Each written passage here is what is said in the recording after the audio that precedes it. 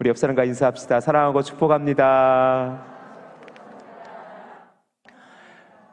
잘 오셨습니다.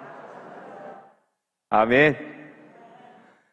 지난 한 주간 잘 지내셨습니까? 교회 전면 강단 위 플래카드가 하나 박혀 있지요. 우리 함께 큰 글씨만 읽어볼까요? 시작. 아멘. 제가 오늘도 새벽에 기도했어요. 하나님의 부르심에 저 어떻게 응답해야 되지요? 응답하는 건 도대체 무엇이요? 하나님 저를 어디로 부르셨습니까? 왜 부르셨습니까? 어떻게 해야 되시오? 벌써 세 번째 여러분하고 말씀을 나누는데 마음이 참 기쁘면서도, 우리 성도님들 만나서 기쁘고 감사하면서도 한편 마음이 참 무거워요. 왜 하필 저입니까? 저같이 능력 없는 자입니까? 라는 생각도 하게 되고요. 거룩한 부르심에 응답하는 공동체가 되어지기 위해서 우리는 어떻게 해야 될까? 저는 오늘 모세의 이야기를 함께 나누게 될 텐데요. 모세가 부럽기도 해요. 그리고 화나기도 하고요. 때로 모세가 왜 이렇게 하나님의 사명의 부르심에 그렇게 거부했을까? 그 마음이 한편 이해되어지기도 해요. 저는 목사가 되기 위해서 신학대학을 가지 않았어요. 좀 부끄러운 이야기일 수도 있는데 신학대학 갔더니 목사들이에요. 그래서 내가 신학대학 간 이유는 이게 아니었는데, 그리고 나서 그 신학대학 가서 저는 기도하기 시작했어요. 하나님 정말 저를 부르셨나요? 그리고 한 가지 이렇게 하나님께 기도했어요. 하나님, 정말 저를 목사로 부르셨다면 한 말씀만 해주십시오. 영수야, 내가 너를 목사로 불렀어.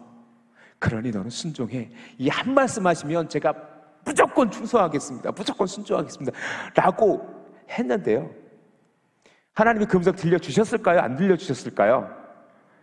안 들려주셨어요. 솔직히 저 이제껏 하나님께서 꿈속에서도 기도 중에서도 영수야, 내가 너를 목사로 불렀어. 이제 너를 전입교회로 담임 목사로 세울 거야. 그러니 준비 잘해 라고 말씀하셨으면 더 열심히 준비했을지도 모르겠는데 저는 저에게는 한 말씀 없으셨어요. 그런데 정말 제게 감사한 믿음의 고백은 뭐냐면, 그렇게 하나님께서는 부족한 종을 묵묵히, 때로 불순종한 모습도 있었고 도망치고 싶었던 마음도 있었는데요, 하나님께서 그렇게 제 길을 인도하셨고 저를 이 아름다운 전이 제단까지 저를 이끄셨어요. 그리고 저는 또 기도합니다. 하나님, 그렇다면 이곳에서 하나님의 사명 감당하게 해달라고 또 새벽에 부르시서 기도합니다. 우리 성도님들께서 부족한 종을 기억할 때마다 저를 위해서도 기도해 주시기를 간절히 부탁드립니다. 그런데 오늘 모세의 이야기를 들어보면요, 부름받는다라는 것, 거기에 순종한다라는 것이 얼마나 어려운 것인가를 우리는 또 모세의 상황, 모세의 이야기를 통해서 우리는 또 알게 되어질지도 모르겠어요. 오늘 본문은 이미 잘 알고 있는 본문이죠. 80세가 된 모세를 호렙산, 그 떨기나무, 불타는 떨기나무 아래에서 그 임재하신 하나님께서 모세를 만나는 장면이에요. 그리고 하나님께서는 그 모세에게 분명히 사명을 주시고 부르심의 그 음성을 들려주세요. 자, 오늘 본문 3장 7절에서 10절을 다시 한번 볼 거예요. 우리 성도님들 좀 찾으시고 자막을 좀 띄워주시겠습니까? 좀 천천히 다시 한번 7절부터 10절까지 다시 한번 천천히 같이 읽겠습니다. 시작.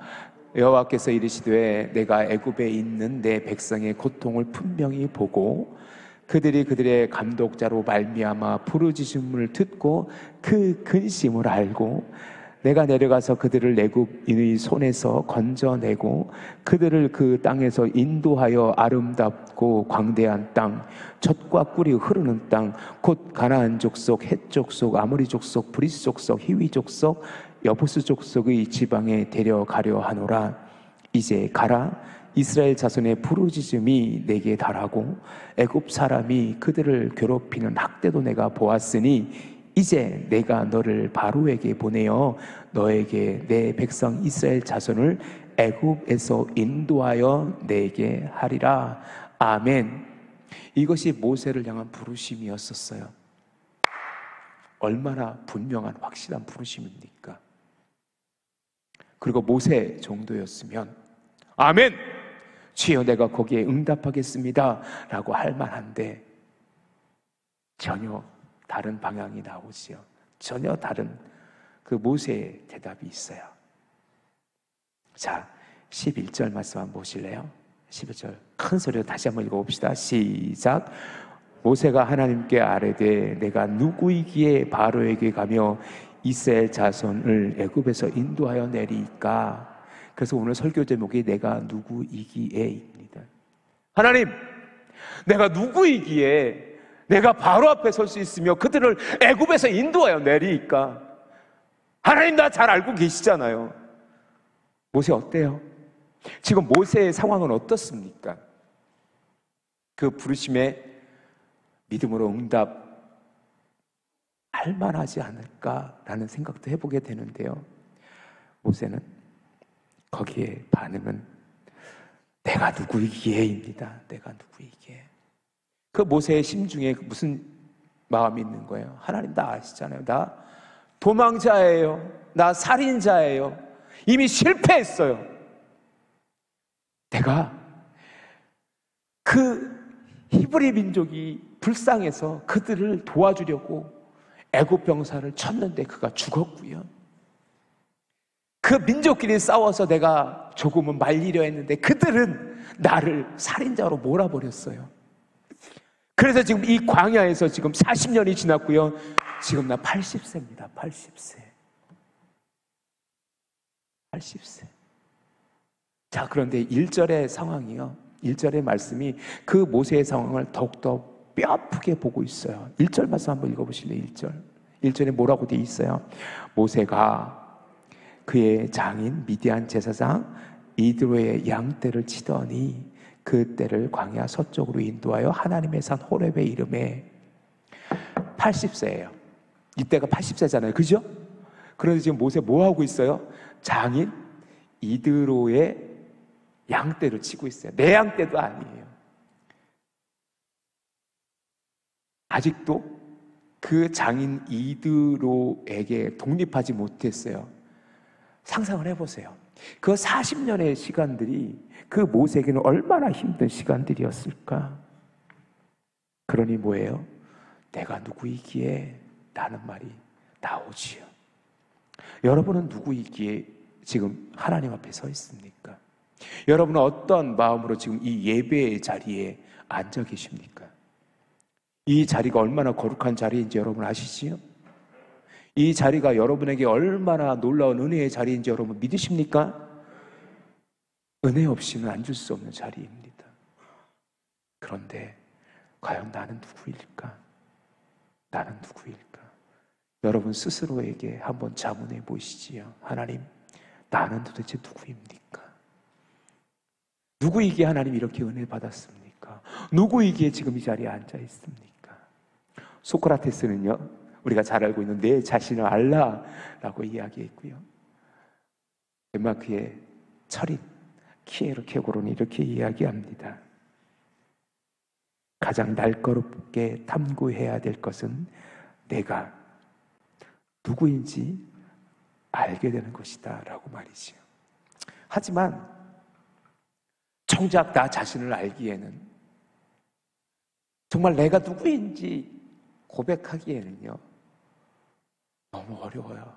왜? 나 자신도 나를 모르겠어요. 때로 저도 그래요. 때로 어떨 때는 하나님의 은혜가 충만해서 뭐든지 다 할 것 같아요. 주님, 내가 주님 하나님 대로 다 하겠습니다 라는 당당함이 있을 때도 있고요.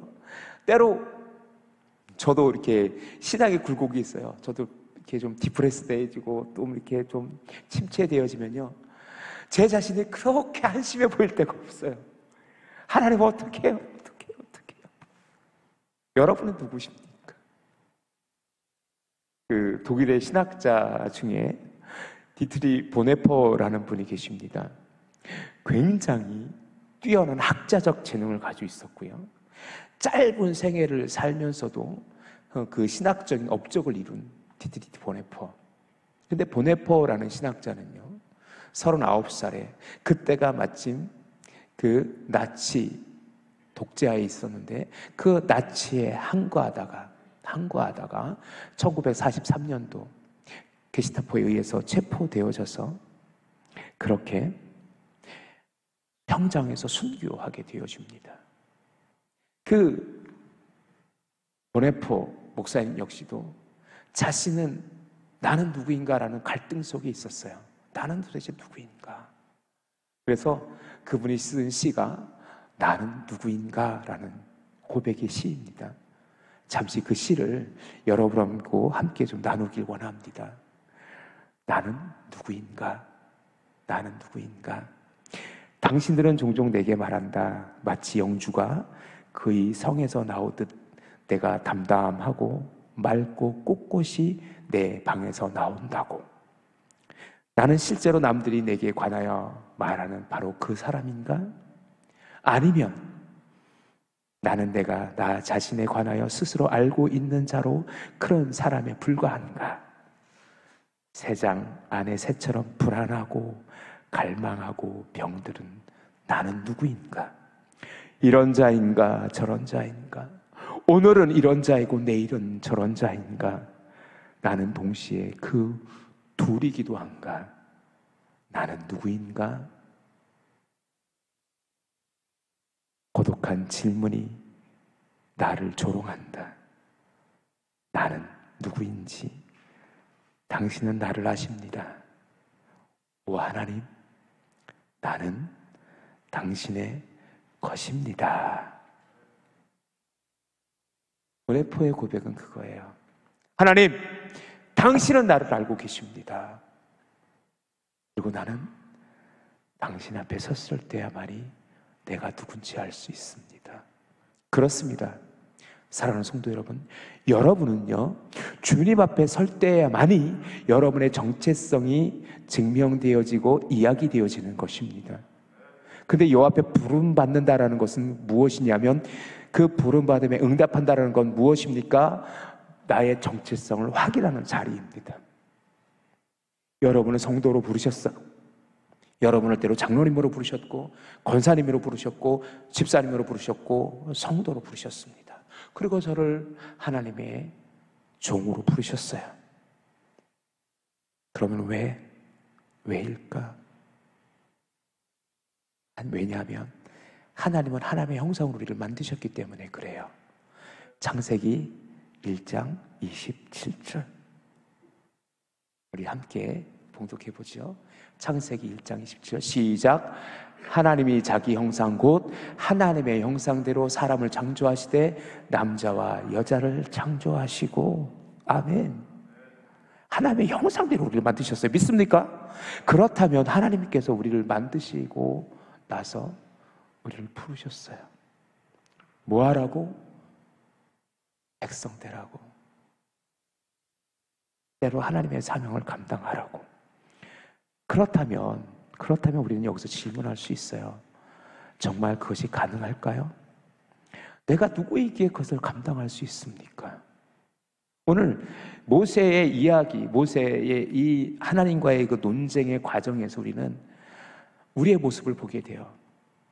모세하고의 그 하나님의 논쟁의 과정을 쭉 살펴보면 이 이야기는요, 출애굽기 4장 17절까지 이어져요.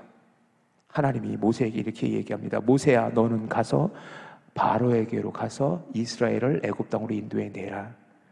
제가요?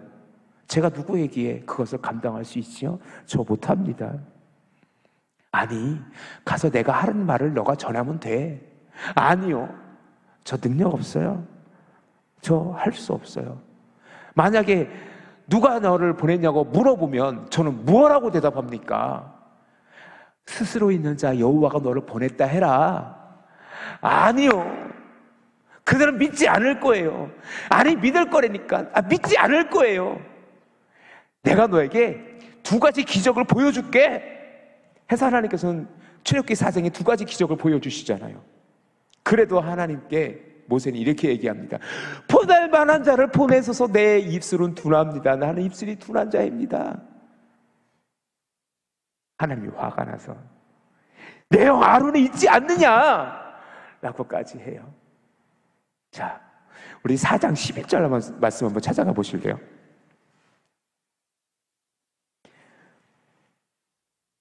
4장, 출애굽기 4장 14절이네요. 출애굽기 4장 14절. 우리 함께 읽어봅시다. 시작.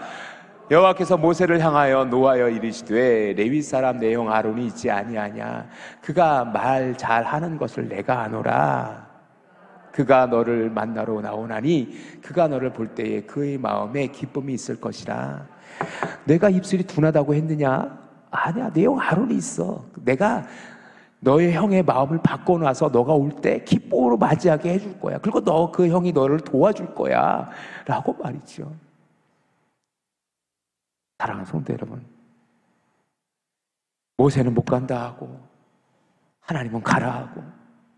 근데 우리 모습 속에 이 모세의 모습이 있지 않나요? 교회에서 목사님들이 이렇게 섬겨 주실 수 있어요? 그러면 우리 전입교회 성도님들은 아멘, 목사님 제가 하겠습니다 라는 성도님만 계신 줄 믿습니다. 우리 교회는 그렇지요? 근데 실제적으로 제가 전입교회에서 그 인천의 송현교회라는 교회에서 사역했는데 제가 13년을 사역하면서 선임 목사로, 행정 목사로 사역을 했어요. 그 교회도 많은 성도님들이 함께 예배드리는 곳인데 연말이 되면 새로운 직분자를 세우고 각 부서의 부장을 세우고 찬양대를 세우고 구역장을 세워야 됐었어요. 전화하면요 매일 못한대.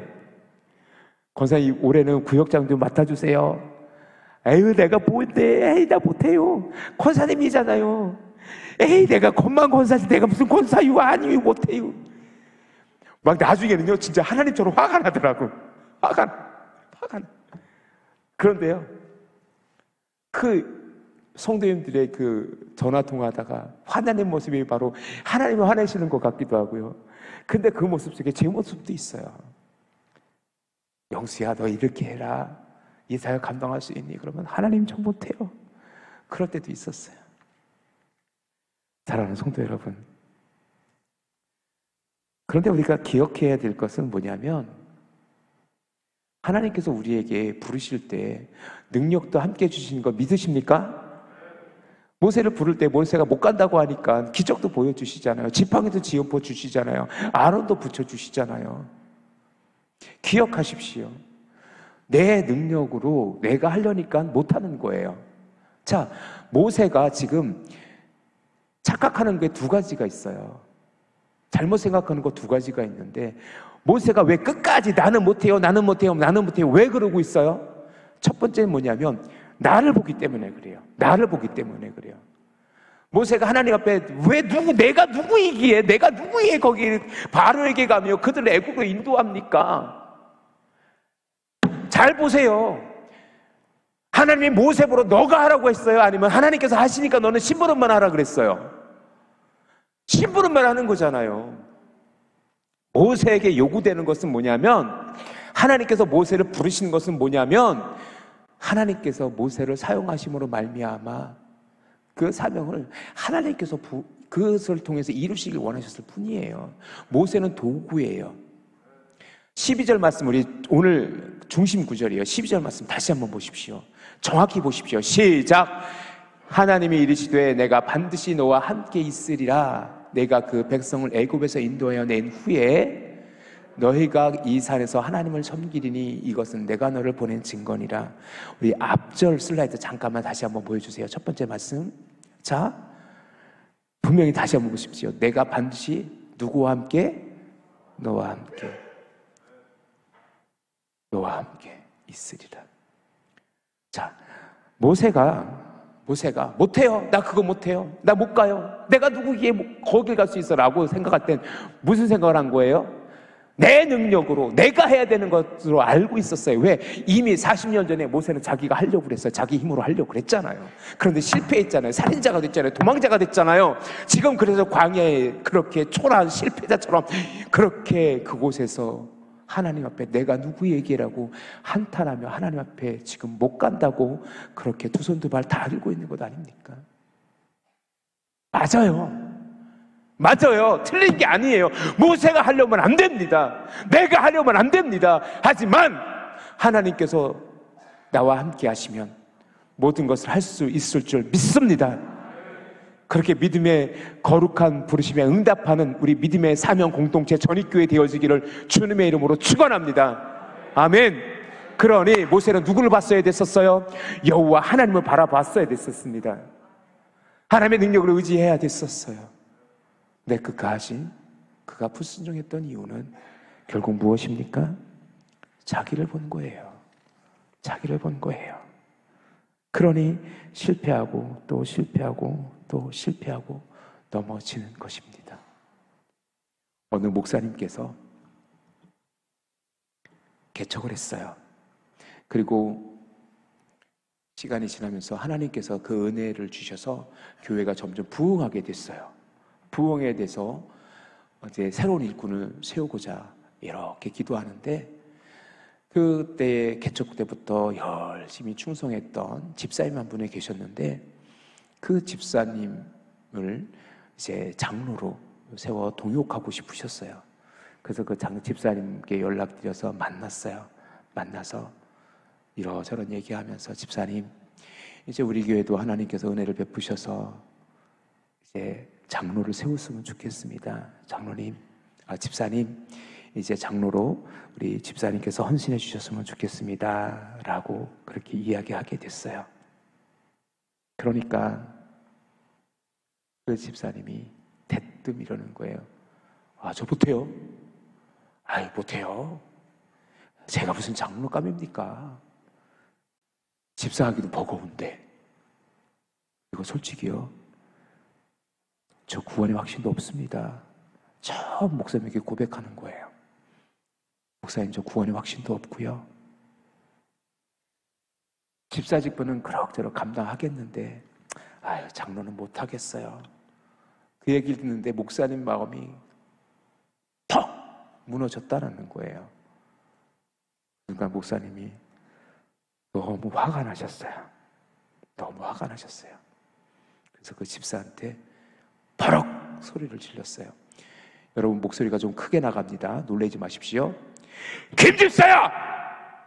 하나님이 너를 구원했고 너를 장로로 세우겠다는데 내가 무슨 하는 말이 그렇게 맞느냐?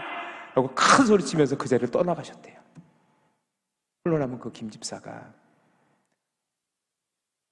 순간 당황했어요. 아무리 목사래지만 나한테 너무한 거 아니야? 그런 서운함도 들었어요. 그런데 순간 하나님이 그 성령님께서 그 김 집사를 만지기 시작해요. 그래, 하나님께서 나를 구원하셨다는데 왜 내가 못 믿었지? 하나님이 나를 부르시겠다는데 내가 왜 순종하지 못하고 있지? 그 순간 하나님께서 그를 만지기 시작하셨어요. 그리고 그제서야 그 집사님이 구원의 확신이 들어간 거야. 수십 년의 집사로 헌신했지만 그것은 다 껍데기였던 것이요. 그리고 진짜 하나님을 만나게 된 거예요. 그리고 그 집사님이 목사님께 찾아가서 목사님, 죄송합니다. 목사님 말씀에 순종하겠습니다. 하나님의 부르심에 응답하겠습니다. 그리고 나서 그 교회의 장로로 충성했다고 합니다. 사랑하는 성도 여러분, 여러분은 어때요? 여러분은 정말 하나님을 믿습니까? 여러분을 하나님께서 부르신 줄 여러분은 확신하십니까? 그러면 지금 여러분에게 어떠한 사명이, 어떠한 부르심이 있습니까? 그 부르심에, 그 사명에 응답하는 우리 전익교회 성도님들 되어줄 수 있기를 주님의 이름으로 축원합니다. 할렐루야. 그렇게 하나님께서는 모세를 사용하시기 시작하세요. 그리고 광야 40년이 지나 이제는 출애굽 40년의 역사 가운데 하나님께서는 그 모세를 통해서 그들을 이끄셔요. 그리고 마침내 모세를 통해서 하나님은 이스라엘 백성들을 가나안 땅까지 이끄셔요. 우리가 잘 알고 있는 것처럼 모세는 비록 가나안 땅에 한 걸음도 들어가지 못합니다. 하지만 여러분 신명기 34장을 가서 잘 읽어보세요. 하나님께서는 그 느보산 꼭대기에서 모세에게 모든 땅을 다 보여주세요. 비록 너가 들어가지 못하지만 이 땅을 너의 후손에게 주겠다라고 말씀하세요. 그리고 모세는 그곳에서 생을 마감하게 됩니다. 할 수 없어요. 내가 누구이기에, 아유 하나님, 나는 입술도 둔합니다. 나를 보낸 자가 누구라고 하면 난 누구라고 얘기합니까? 그들 앞에 나는 살인자입니다. 도망자입니다. 실패자입니다. 80이 다 되도록 장인 양이라 치고 있는 저 아닙니까? 라고 했을 때 모세는 아무것도 할 수 없었을 것 같았어요. 하지만 그가 하나님의 부르심에 순종해서 하나님이 주신 지팡이를 가지고 나아갈 때에 홍해를 가릅니다. 반석에서 물을 나게 합니다. 이스라엘 백성은 광야에서 애굽에서 광야로 가나안 땅으로 인도하세요. 누구의 힘으로? 하나님 여호와 하나님의 오직 그 능력에 힘입어서 말입니다. 사랑하는 성도 여러분, 기억하십시오. 여러분은 누구입니까? 나는 누구이기에 이 자리에 섰습니까? 이 자리에 앉아 여호와 그 거룩하신 이름을 예배하고 있습니까? 기억하십시오. 여러분은 바로 하나님의 거룩한 백성입니다. 하나님의 소유된 자입니다. 왕같은 제사장입니다. 거룩한 나라입니다. 그리고 오늘 우리는 그렇게 하나님께 부름받은 사명의 공동체입니다. 우리의 믿음이 저와 여러분에게 고백되어질 때, 그리고 하나님께 그 믿음이 드려졌을 때 하나님께서 우리를 사용하실 것이라고 저는 믿습니다. 이제 말씀을 정리합니다. 여러분은 안 돼요. 여러분은 할 수 있는 게 아무것도 없어요. 하지만 하나님께서 함께 하시면 오늘 12장 말씀처럼 하나님께서 모세와 함께 있을 때 모세가 그 이스라엘 백성들을 가나안 땅까지 인도했던 것처럼 하나님께서 함께 하시면 우리 모든 것을 그 부르심에 응답하여 그 사명을 감당하게 될 줄 믿습니다. 거룩한 하나님의 부르심에 순종하며 믿음 가운데 응답하는 우리 믿음의 성도들이 다 되어질 수 있기를 주님의 이름으로 축원합니다. 할렐루야. 기도합시다.